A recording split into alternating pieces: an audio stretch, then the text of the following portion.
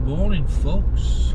Welcome to the British Bookworm. I'm going back up to the Lake District today to do the last walk which I did, which was Cat Bells Circula. I did about a year ago, slightly less, and I'll tell you more about that later. I'm just going to put some fuel in. It's around 5 o'clock and we're setting off for a 2.5 hour drive.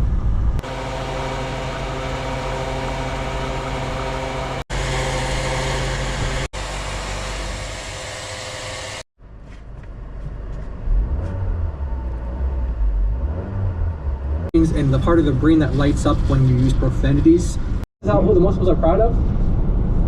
Yep. She operates as like her default, like she's just having a conversation.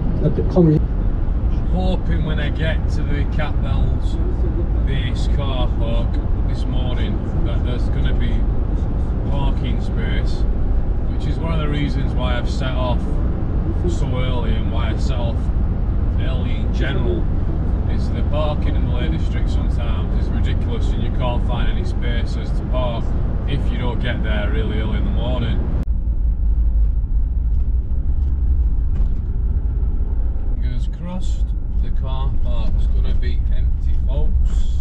Oh dear. Dear. Can we get in? I think there's one space left. Wow, just made it in time with one space free. One space free. Unbelievable.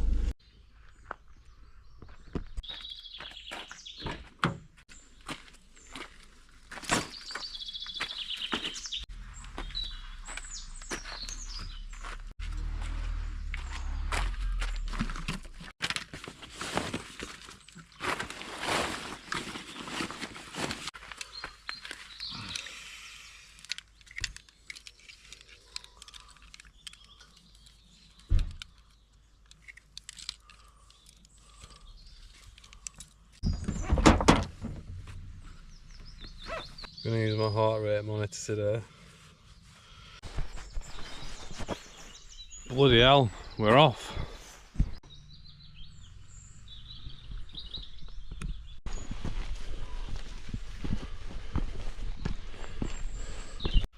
Can't believe how much messing about I had to do then to get ready. I spent about 30 minutes getting ready.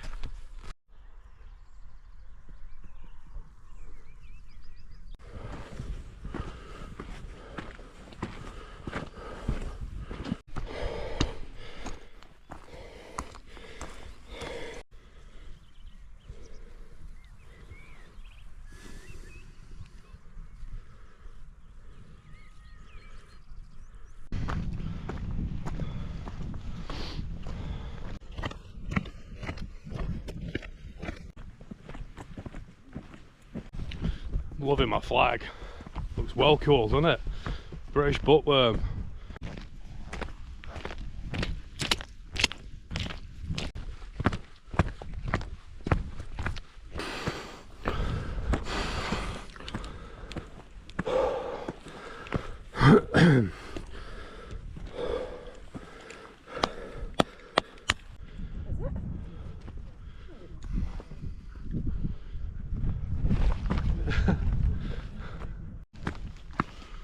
I should stress, right, I've got a hard map and a compass and the knowledge on how to use it because of the books that I study. And one of the topics I wanted to really study was navigation. So these two books I'm going to promote on here now, which I've spent a good few years reading and practicing the techniques in. The idea is really to show some of those techniques in these videos, but because of today is my second trip round here, I know the route now. I've done it already once before. This is a bookworm review channel or a reading channel, and I want to actively participate in doing adventures around the books I'm reading. So the book I'm following now, as I've said in another clip, was given to my brother for some reason. My dad bought him a book on the fells, on doing on the mountains of LakeDistrict in 1999. So this book got me into researching a bit more about Alfred Wainwright, who made the Wainwrights enormously more popular. The guy is an absolute legend, and I read a biography about his life a good few months back now, and because of my life commitments and this and that, I haven't had a chance to review it. But one of the things that stood out for me immensely about Alfred Wainwright, who all these fells are named after basically, was how he'd come up this way in these moors, or on these mountains if you like, with next to nothing kit wise, next to nothing. Now you go in any walking village, you know, Keswick, Kendal, Penrith, anywhere where there's walking, and you'll go into walking shops with a plethora of walking gear. People spend millions, probably hundreds of millions each year on walking equipment. But one of the founders and the old school, you see what people used to wear climbing Mountain Everest in their tweed jackets. Alfred Wainwright had 5 suits or something like that in his whole life. One for work, I think one was for walking on the fells, and he didn't even have a waterproof jacket back then in the 60s. So my point is, I suppose, a bit of a long-winded one. My point is though, is we get too wrapped up in consumerism and buying stuff. Sometimes it's worth looking back at how our ancestors used to live, hence me doing bushcraft when I get time, and trying to learn not only what they knew, but more importantly what was in their mind, their mindset. Because in life, sometimes you just have to make do with what you've got, like I did doing these walks previously before I ended up with this GoPro on my phone, which packed in, which is why I'm doing this video again, why I'm doing this route again. Anyway, that's some food for thought for everybody. Just remember, the legend who made the Wainwrights so popular came out here with a sandwich and a hot flask and his hat, or more importantly his pipe, and he did these mountains just with the spirit of adventure. And on that, let's carry on walking.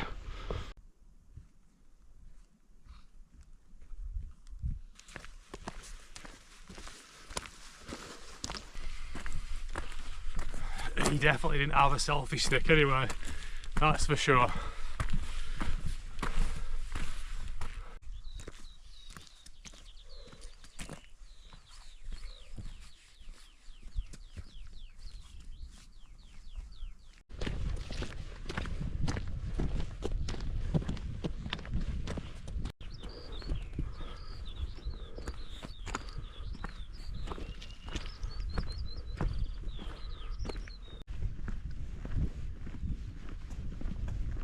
The last trip I did, which was this one, doing the same route.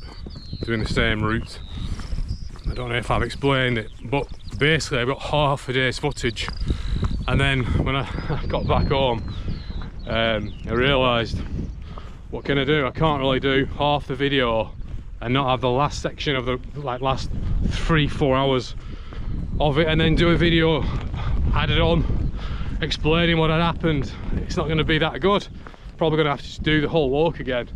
And my best friend Aaron Lewis bought me a GoPro camera because he could see how hard it was using my Samsung S20 Ultra, which is a fantastic phone. I've had it 6 years.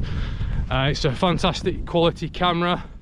I've made a lot of mistakes using it, so I've done videos without getting the best out of the camera, using the main camera, for example, for most of my shots.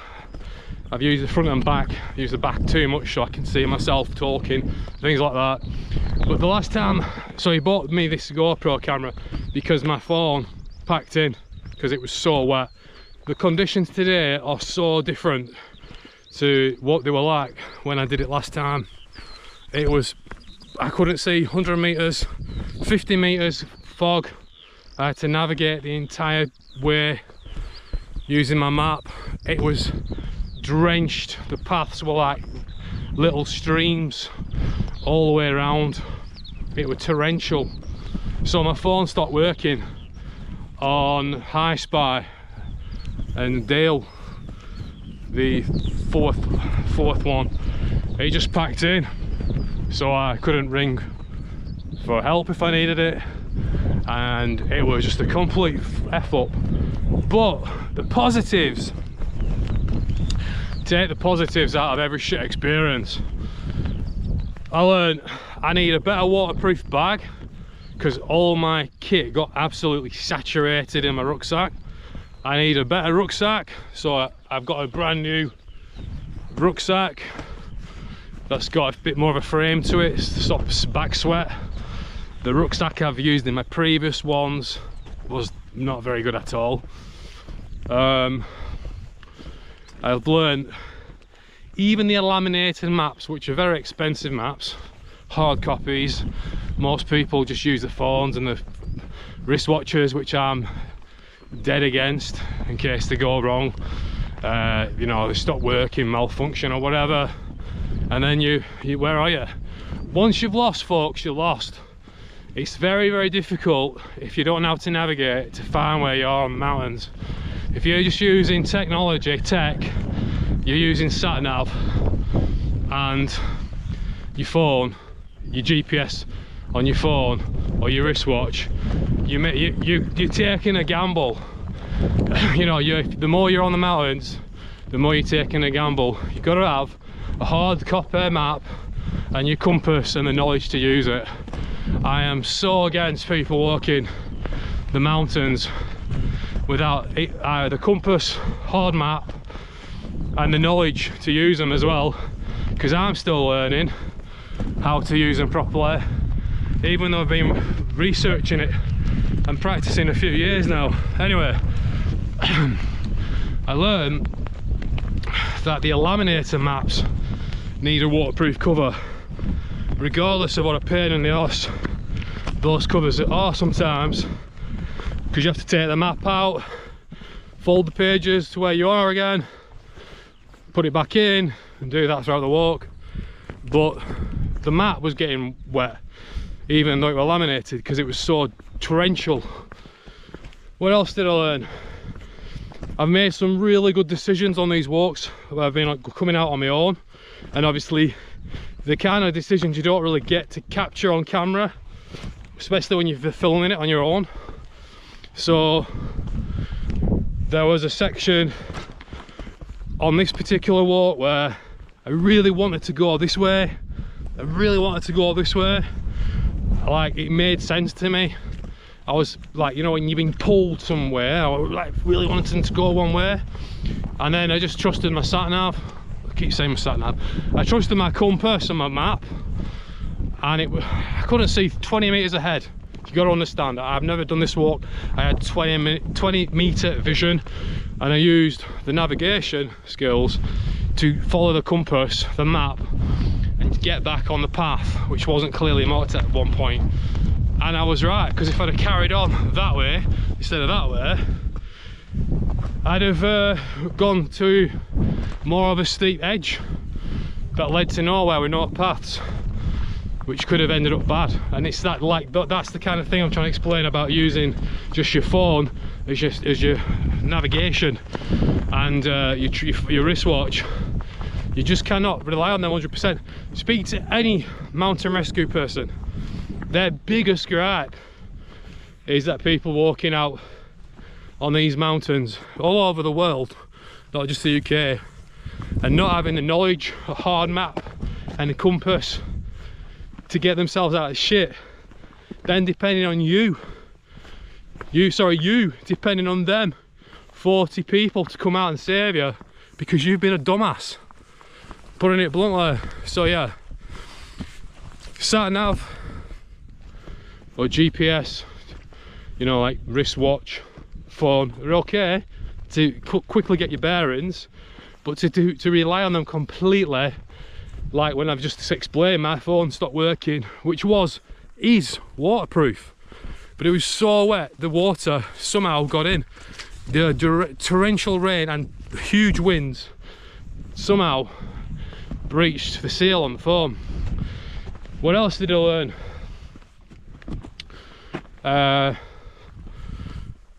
You've just got to plan better as well. You've got to plan better. You've got to learn every time you come out. Yeah, you're having a bit of fun, fantastic, but you've got to learn every time you come out. And if you don't know where you are, you're lost.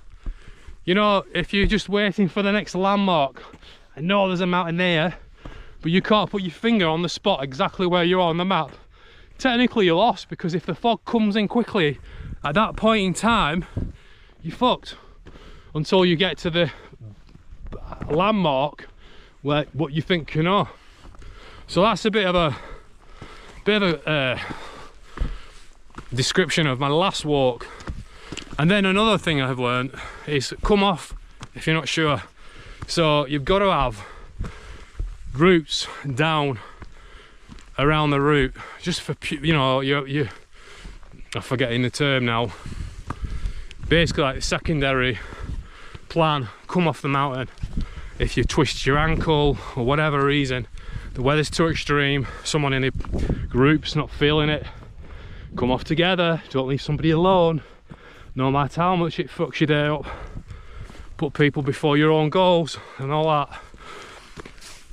And then the last one was the decision, the last good decision on my last walk, although I made quite a few, which you've got to, when you're learning, you've got to be positive about your good decisions and not just be critical of all your cock-ups, because I made a lot on these walks. I made a lot of mistakes which I haven't caught on camera, but the next point I'm making is I didn't do I think it's Robinson. I came down on the 5th mountain because I worked out, even though I could have screwed the timing up, I had another few hours of daylight because this was in winter and it was getting dark at like four-ish, something like that. So I learned as well, I make good decisions when I'm being sensible and precautious. So I came off the 5th mountain, came down the 5th mountain, sorry, missing Robinson's, I think it's called, and I'm having to do it again today because of that. Because I didn't want to come down on my own with just my headlamp in the dark, getting back at like 9-10 o'clock at night to my home. So that's what I took from my last trip up here, and hopefully you watching this will get something out of that yourself. Right, we're coming up to Maidenmoor, I think it's called now. We're getting there. Although, yeah, it's still a big walk. You can see now, I can see now why I found it a lot harder than I am today. I found it a lot harder because it's a tough bloody walk. That's why. Let's go.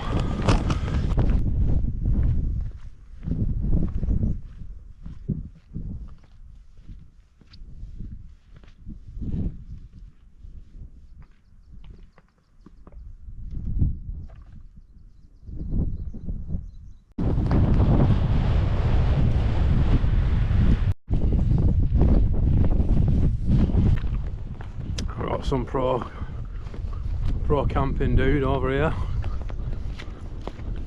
Enjoying a cheeky camp. Looks like a good tent, that, doesn't it? I'm hitting the tarn down there, and then I lost a lot of time trying to find a path up to Dale Head because of the I couldn't see shit, mate. So yeah, we're cracking on now. Let's go.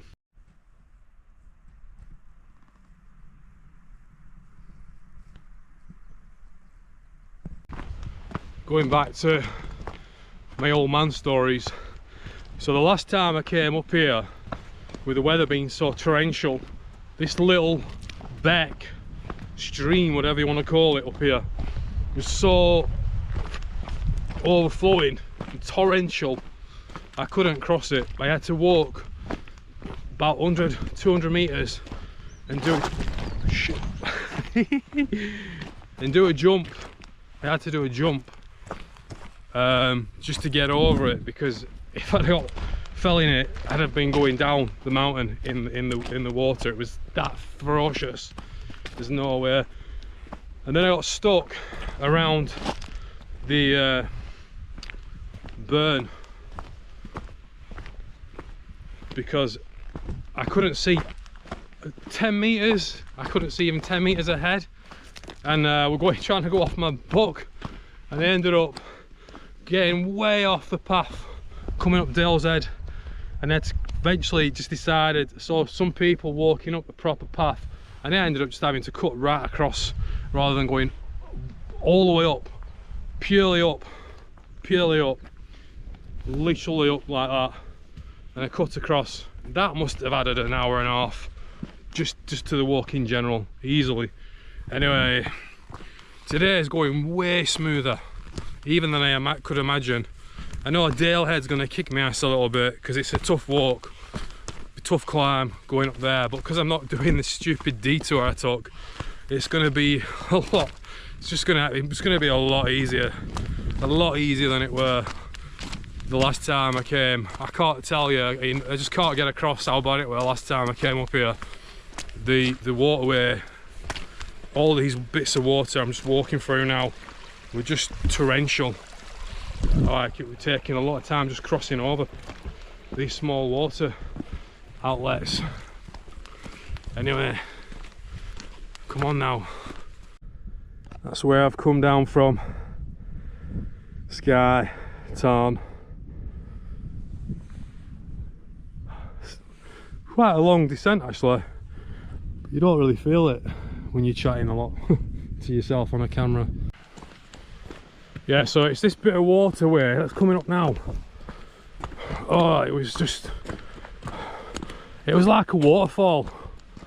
There's literally a crossing point where the path goes across, and I could not cross it. I had to go way up to find the route, to find a route, and I just about managed to get over, to be honest with you. And with these GoPro cameras, you can't really pick up very well further away, so can't really do that any justice, but I had to go quite a long way up there, up this beck, to cross it. Whereas now it's just going to be a simple matter of going over. That's going to save me half an hour, easily half an hour.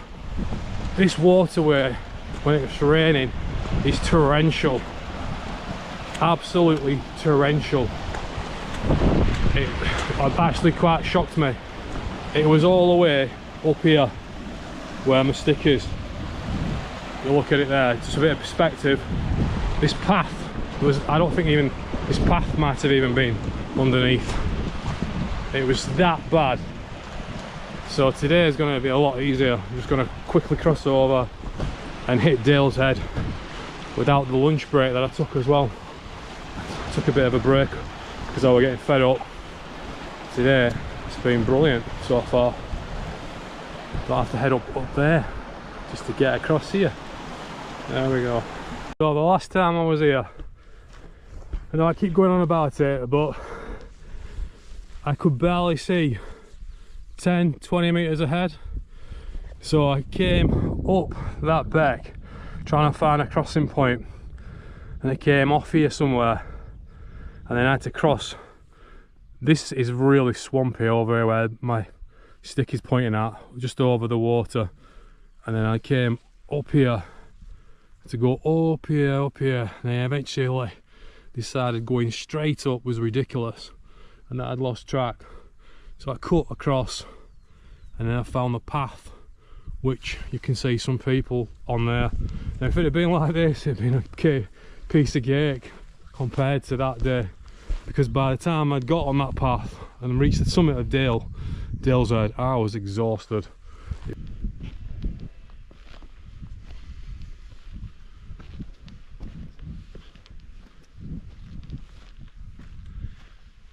Not even having a break there where I had last time. Just going to try and get to the summit of Dale's Head and check my time, see what my time's saying there as soon as I hit the summit. Heart rate's around 156, which is why I've just pulled up, grabbing a bit of water.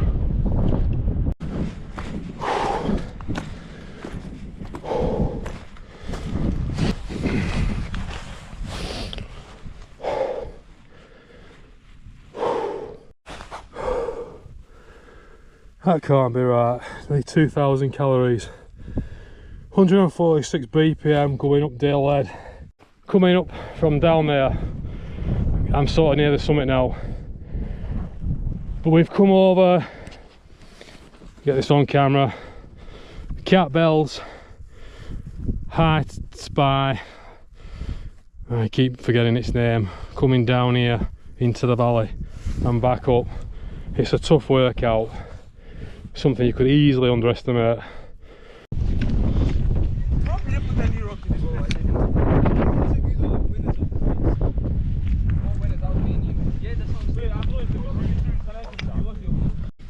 So I'm gonna risk flying my drone for a few minutes, get some good footage.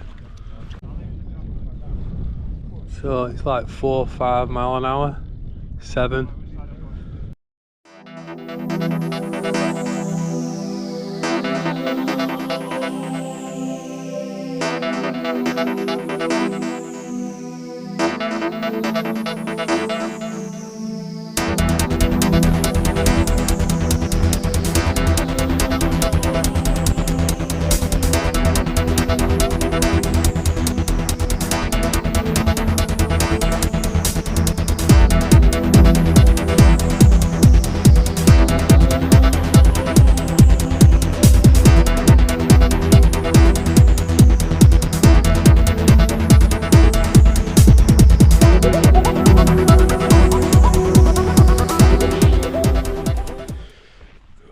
The views up here are just outstanding.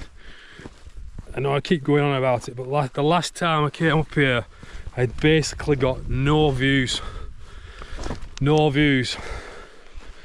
And today, it's just awe-inspiring. As it always is up here when there's a beautiful weather for a beautiful view. But it's just awe-inspiring. Check it out. Check it out.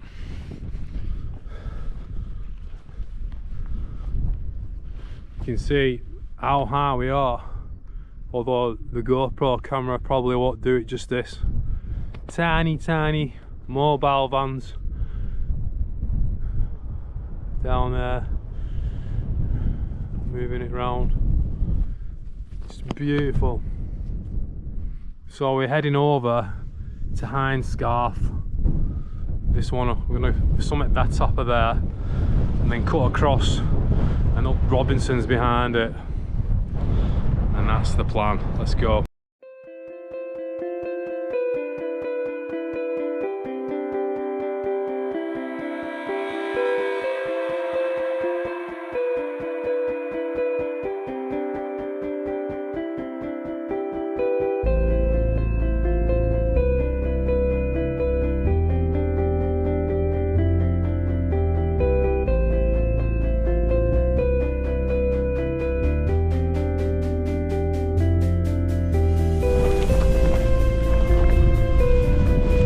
So this is where you take a bit of a right turn to go up behind Scarf. I've heard a person say it differently today. It was like Heinz Skiff or something. I might be pronouncing it wrong. We're taking the right, throwing up to the summit up here. It's a quick one, quickish one. Cutting across 45 degrees back to the path that's going to up there. And then hitting on the one I missed last time, which was Wainwright Robinson. So that's the plan.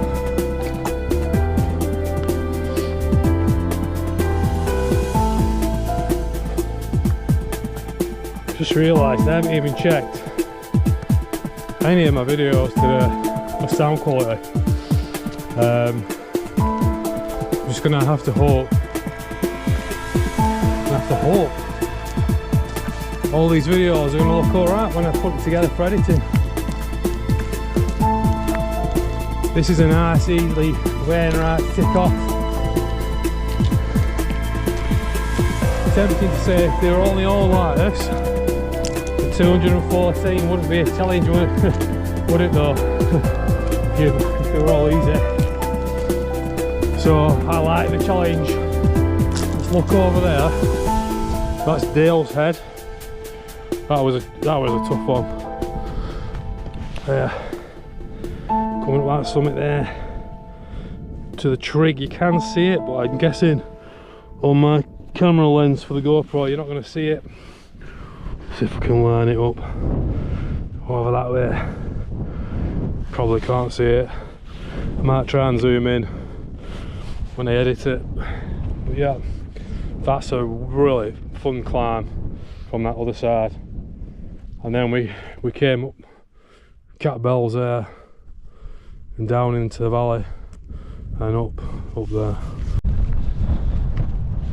So I've just met a really nice guy and had a long chat for about 20 minutes, and he's done 193 Wainwrights, most of them after 2019. Anyway, he was telling me of a YouTube channel which I think he said was called Tick Them Off, which I'll look up after I've get back and maybe put it on this video. Apparently this 12-year-old kid has done all these Wainwrights 6 times round. So 214 of them 6 times. Well done, lad. That's incredible. That's incredible. And then I've met a couple, which I forgot to say at the top of Dale's Head, who are now doing second round of the Wainwrights. They've got 40 left to do, and they've been doing it as a couple for a good few years. So I'm not even going to be the first of 5,000 to do it. I wonder how many people have actually done all 214. Look at that beautiful flag flying behind me. I bet you people start copying this flag idea. Somebody's going to see it on my channel eventually, and even though I'm a tiny channel, I can guarantee you somebody else is going to nick it and have a flag flying, and they'll be a big YouTuber, so they'll get all the notoriety for it, won't they? Anyway, we're going up here, and that one there is my next one. So we're going to cut down once we've just done this summit. I could have easily missed this one off because I've already done it. Where those guys are is I'll be coming down from where they've come up. Just knock this one off. So it'll be my second climb on this one, and then I'm going to try and blow that Robinson off. Excuse me. I'm going to try complete it pretty quick. Look at that flag. Look at that flag. The best flag in the world.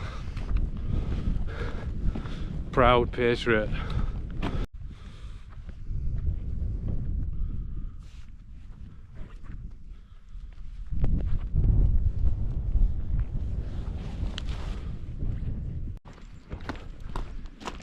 So I know that this isn't coming up on the camera, but that looks like a big climb, nearly as high as Dale's Head. So I'm going up there with some trepidation, and I think I'm going to cut to the right.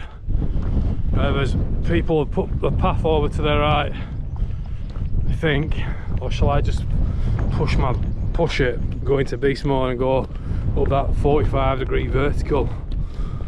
Am I a man, or am I for a 45-degree?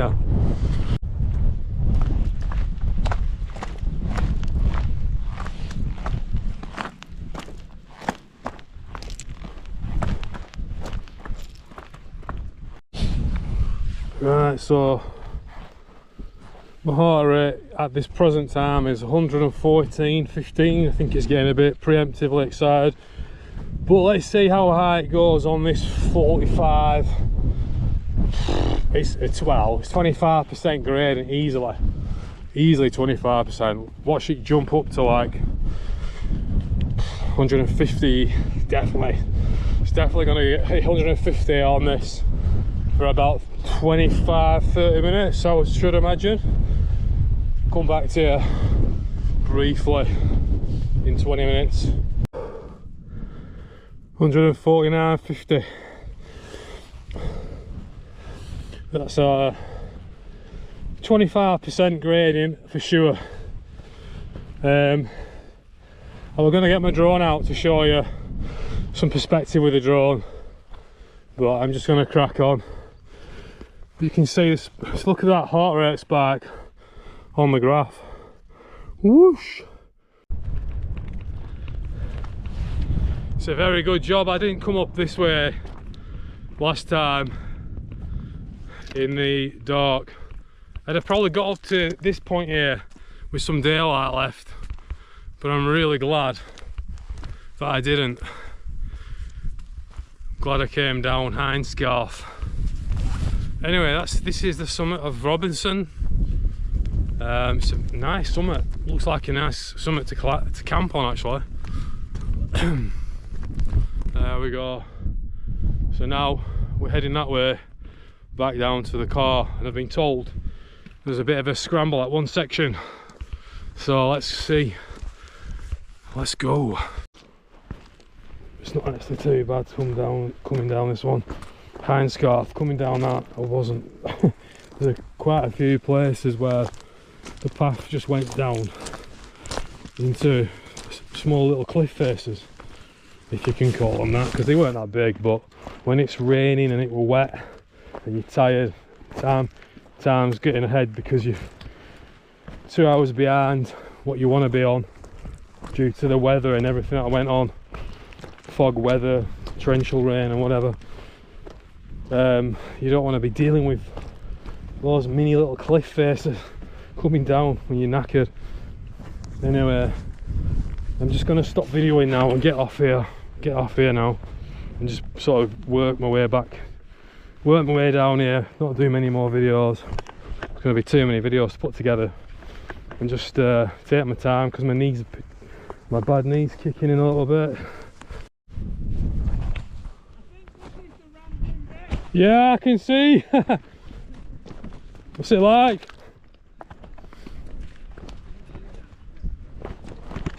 Yeah, definitely. Yeah.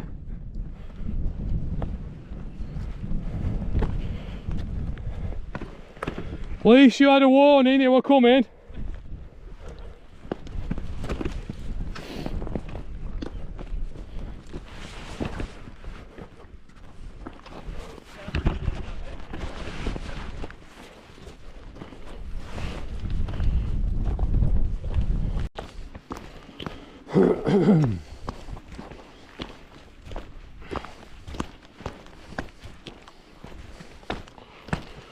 I've got both elderly sticks out now.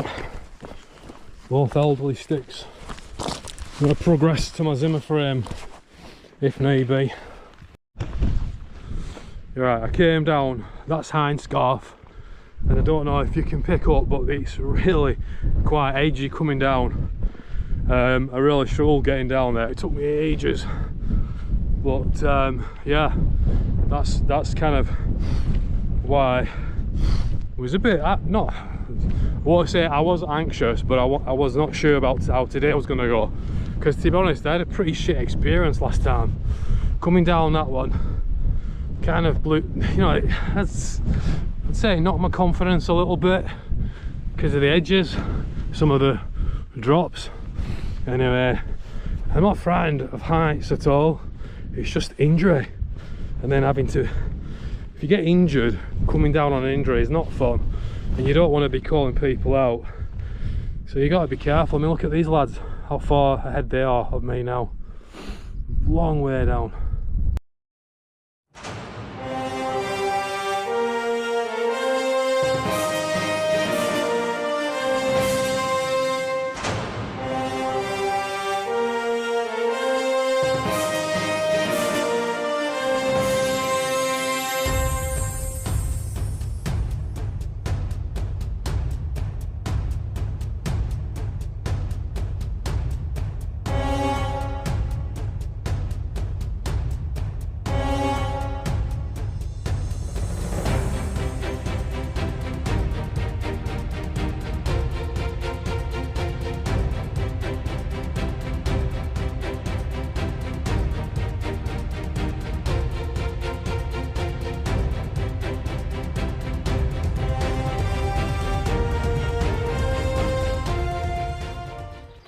Right, so we've got like another 40 minutes I reckon to get to the car, probably an hour for it, to be honest.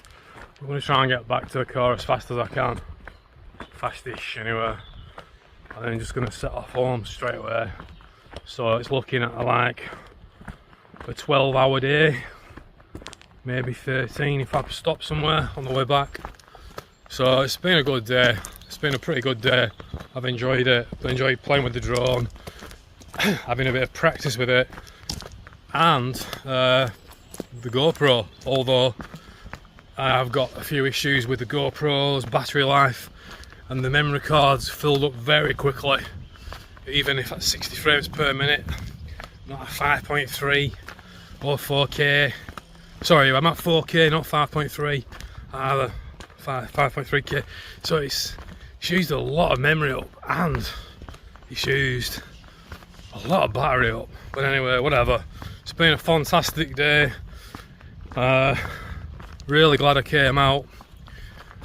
Now it's time to get to the car and the nice drive back home with some podcasts on. Let's go. That is Hindscarf. Coming down that was not a pleasant experience. I really question my choices in life. Now, I don't think my camera's focusing very well, but you can see how steep that were. It weren't literally the section you can see there, but there's a section steps coming down, which was so unpleasant. Coming down to a section there and there, I really didn't enjoy that. So it's been a much better experience today than having to do that one.